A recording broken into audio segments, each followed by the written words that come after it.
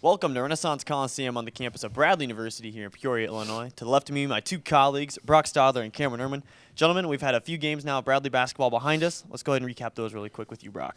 Yeah, Bradley got us started, had a nice win against Valparaiso. Looked very good in that game. Scored 40 points in the paint, so they really lived inside. Chelsea Brackman had a big game. Got another double-double, scored the 20 big points for them, so nice to see from her. And then as well, Laisha Petrie continued her tear through the Valley, having another high-scoring total, but as well getting it done on the defensive end of the floor with 3 block shots and 2 steals. So she's really become a nice two-way threat for this Braves team this season. And I think overall, Chelsea Brackman just had a great weekend. She played well against both Valpo and Loyola. And I think on top of that, going off of your Laisha Petrie comment, the 21-point win over Loyola, it was good to see her first possession, first touch of the ball, a pull-up three-pointer from right behind us in the corner. She was on fire as soon as the game started. She was hot. That's the type of intensity that she needs to move forward with through the last couple games in the season, because she's really going to bring this team a long way. Chelsea Brackman only missed 1 shot in that Valpo game, so she was very efficient from the field. That's very good to see that she's looking to attack and wants to get her offense going, because when she does, this Bradley offense is even more dangerous when you have another option like that can go get 20 anytime she wants to. And not to mention, on top of that, Chelsea even stepped out a little bit. She had a shot from just inside the arc. She even hit a three-pointer. She normally doesn't shoot those, but she was open. She was feeling herself. She hit it. 21-point win over Loyola. You can shoot wherever you want if you're that hot. That's right. And looking forward down the stretch now for Bradley, what are some of the upcoming contests they're going to have to look out for?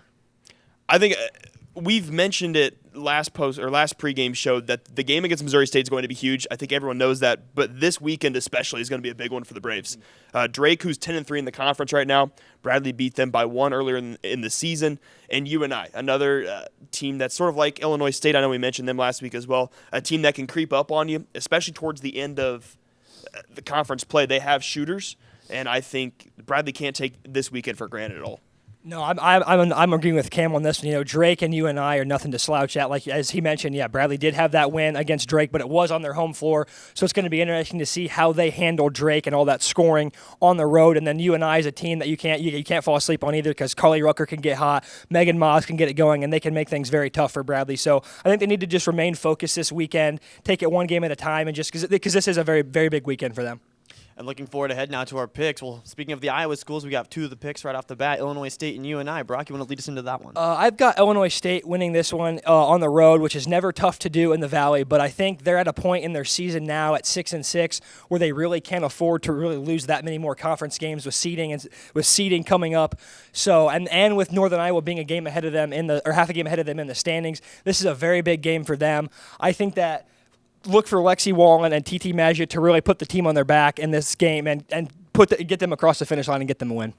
I had UNI in this game, and mainly because I was disappointed with how Illinois State played last week. They beat Loyola in overtime. They lost to Valpo at home.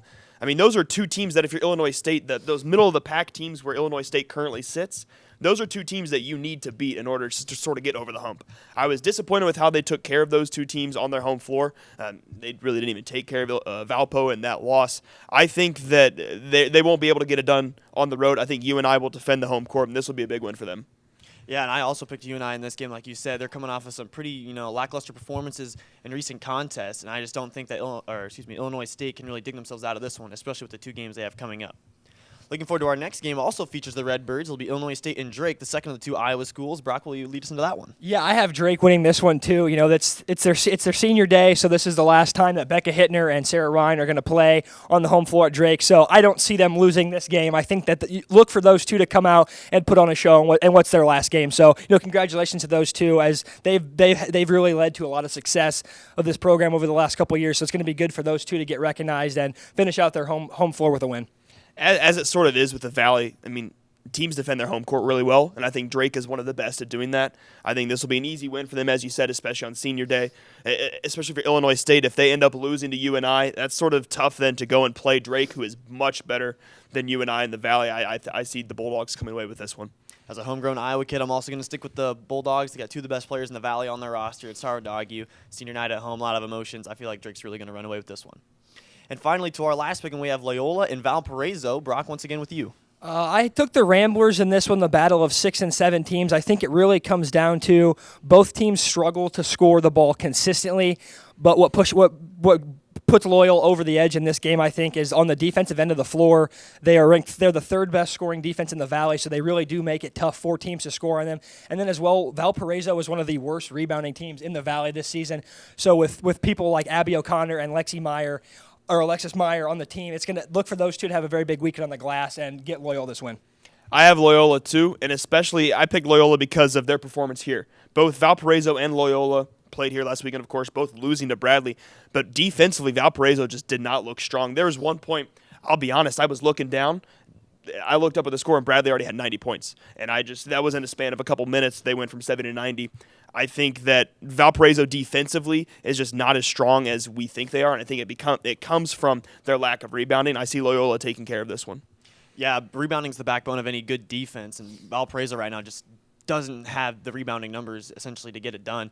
And like you said, we saw both these teams come in here and get slapped around by Bradley, but Loyola, at least in the second half, was able to match them score for score a little bit better, and I went ahead and picked the Ramblers as well. Next up into our picks to click, Brock, who do you got for your pick to click? I have senior Chelsea Brackman. She was named the Valley Player of the Week this week after 2 great games this weekend. She averaged 20 and 10, I believe, is what she got it for. So that's good to see for her. And they're really going to need her to step up this weekend, especially against Drake. They score a lot of points, so she's going to have to be big, both defensively and on the glass. And they're going to need her to score to keep up with Drake if it's going to turn into a shootout. I mean, you said it. Drake scores a lot of points. Someone we really haven't called on much in this pregame show, I'm going with Laisha Petrie. I mean, she is the offensive focus for this Bradley team. She leads them. She can shoot the ball from wherever, as we've seen. She has the confidence to just pull up. And I think if Drake is going to go out and shoot the ball, and if they're going to start hitting, Laisha needs to get hot. And I think she needs to get hot quickly in order to propel this Bradley team to a win at Drake. Yeah, my pick to click is going to be Nigel White. I would put her right behind Brackman this weekend with one of the top performers for Bradley against Valpo and Loyola. She was very consistent from the mid-range, got in there, and even brought the ball up a few times for the Braves on offense. So for that reason, I think Nigel White's going to be the X factor here coming up for the Braves.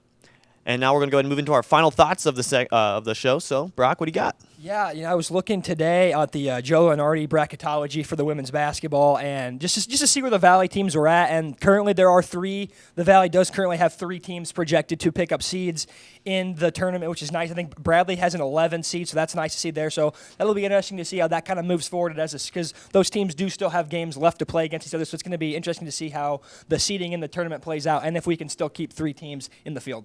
I think going off that, bracketology speaking, Bradley has played 2 teams that are ranked when they played them in Michigan, who is no longer ranked, but Missouri State, who is ranked. I think it'll be big for Bradley going into sort of the postseason play. If they can sort of go hand in hand with those Power 5 schools, I think that'd be huge for them in the bracket. And on top of that, I think this weekend in general, we saw how well those 5 starters play together. You guys both mentioned it. Chelsea and Nigel White both had huge weekends, but it's not like Bradley relies on them altogether. I think on top of that, Gabby Hawk is a shooter it just wasn't her weekend. And I think when she gets hot and you pair her with Nija and Chelsea, and then you throw in Laisha and you throw in Tatum, who can facilitate all of that. And this is a tough Bradley basketball team to beat, and I can see them going very far in this Hoops in the Heartland tournament. Yeah, no, you mentioned Laisha Petrie. I think if you look at her performance on the defensive end of the floor this year, that's really where she's, I think, grown the most from last year. She causes so many problems with her height. And I think people don't expect that, but I think this season she leads the Valley in blocks per game, is top 20 in steals. So I really think that with looking at Bradley's success this season and where she sits in terms of those rankings, I really do think that she could be the front runner for Valley Defensive Player of the Year this year, which could be interesting because she's also in the running for, I think, Player of the Year as well. So those are 2 award races to keep your eye on as the season winds down as well. And I think on top of that, we've mentioned the Bradley starters so often, but the bench has provided such a spark too, especially when you have a freshman, Mari Petrie, who's coming off the bench. She's provided such an impact and relief in that 3-4 position. We all know Emily Marsh, the junior. She can come in and relieve Chelsea Brackman. She could play with Chelsea. They play well together.